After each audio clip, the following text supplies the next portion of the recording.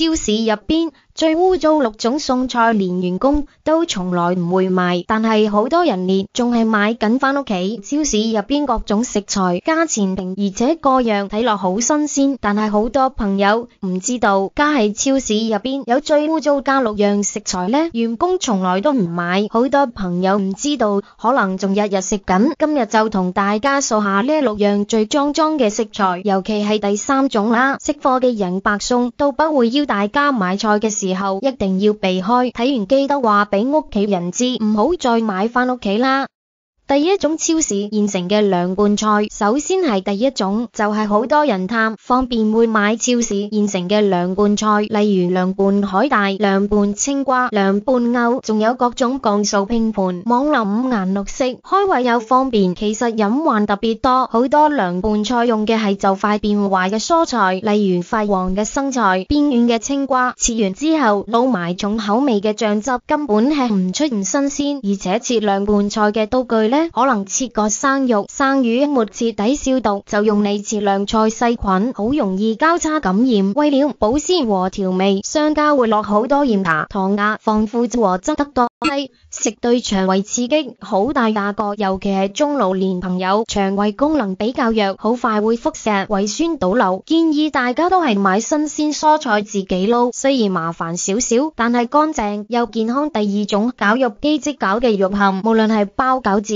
大肉包定係整肉丸，好多人都覺得即係絞個肉餡新鮮，其實入邊有幾污糟，你根本猜唔到。絞肉機入邊個肉可能係各種邊角料碎肉裂，唔新鮮，加肉撈埋一齊攪爛之後，根本分唔出原本嘅品質。而且超市部絞肉機一天要絞好多肉，老黑度會殘留好多血水油，好難徹底洗乾淨，時間久了會滋生細菌，發霉變壞。下次再絞嘅時候，呢啲細菌就會黏到新嘅肉上面，加工過程難免會混入塵埃、毛髮，甚至係洗唔乾淨㗎，跟莫食了對身體唔好。建議大家買成狼新鮮肉，自己返屋企用攪拌機攪，或者叫街市嘅檔主即攪，可以親眼睇到肉家品質，就更加放心。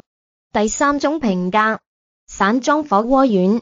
無論係冬天打邊爐定係平時食麻辣燙煮麵，好多人都會買呢種丸，價錢平種類多，但其實係科技與很活嘅重災區。話呢餅家火鍋丸肉嘅含量特別低，大部分係澱粉、肥肉、雞皮，再配埋大量嘅食物添加劑，例如防腐劑、增味劑、色素，仲有補水劑、增稠劑，食落去彈牙夠味，其實係添加劑調出來㗎。而且散裝嘅火鍋丸連無密封包裝，長時間暴露喺空氣入邊連會沾染塵埃細菌，仲可能會俾人哋用手反覆掂過交叉，污染嚴重。更得人驚嘅係，有啲丸已經過期啦，商家換個標籤就繼續賣，吃了好容易搞到腸胃唔舒服。盡量連買有牌子、密封包裝嘅火鍋丸，睇配料表，肉含量列排喺前邊，價先至最穩陣，唔好買那些價錢特別低、顏色特別鮮豔嘅散裝丸。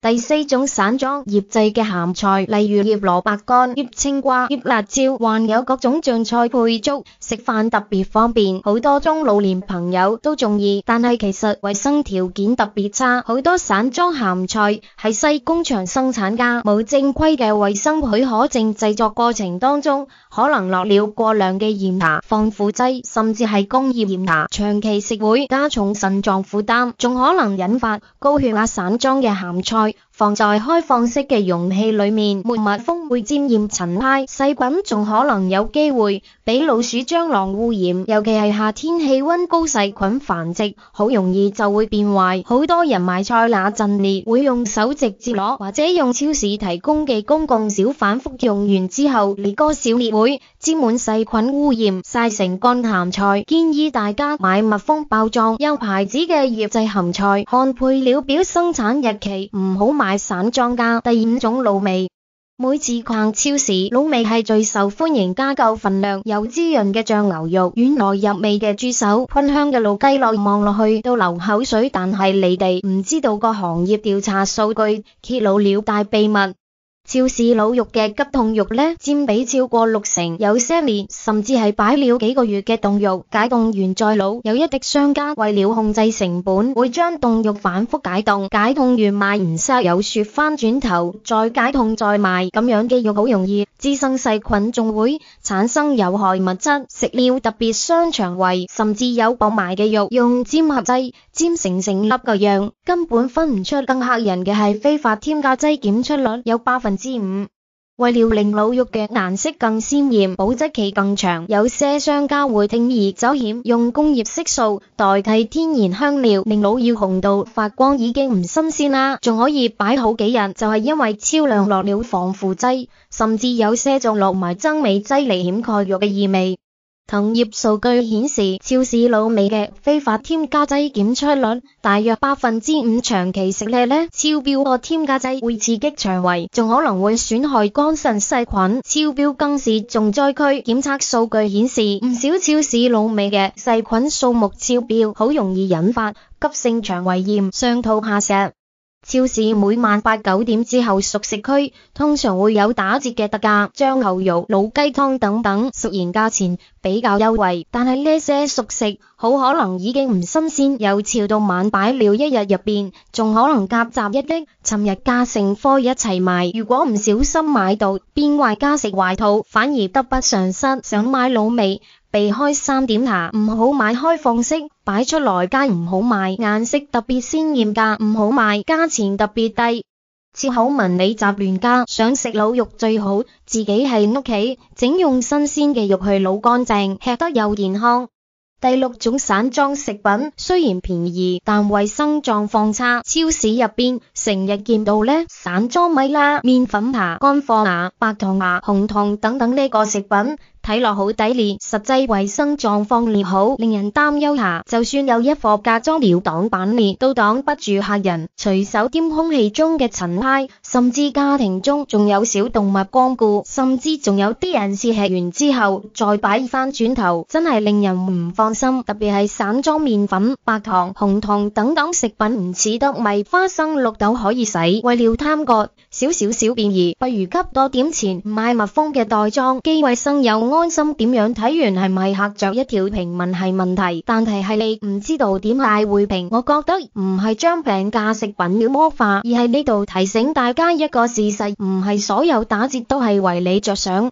特價呢2個字有時唔係為了你省錢，而係為了他自己散貨。有些食品睇落係低價，戶外其實係風險轉嫁啦。食品安全加核心唔係睇表面係唔係乾淨，而係睇佢加保存、加工、運輸環節係咪合規。當呢些環節出咗問題，就算網絡幾整齊，始終難逃髒嘅本質。超市裏面最髒嘅呢6樣食材，你有冇整天買嘅？超市嘅員工可以從來都唔買，但係好多人依家仲日日食緊，睇完之後記得下次買呢些餸菜嗰陣一定要小心點。特價唔等於次貨，但亦都唔等於安全。真正有智慧嘅消費者唔係靠感覺去買東西，而係靠知識同判斷力。你可以唔買貴東西，但係一定要買對東西。你可以中意便宜東西，但係唔好俾便宜東西偏了。下次再進超市見到紅色標籤閃客嘅限時特惠，不妨問下自己呢樣東西點係會咁評。好啦，朋友們，今日分享嘅片段內容就到呢度，希望呢期嘅片段內容可以幫到你。最後亦非常多謝你對我嘅支持同鼓勵，我哋下期見。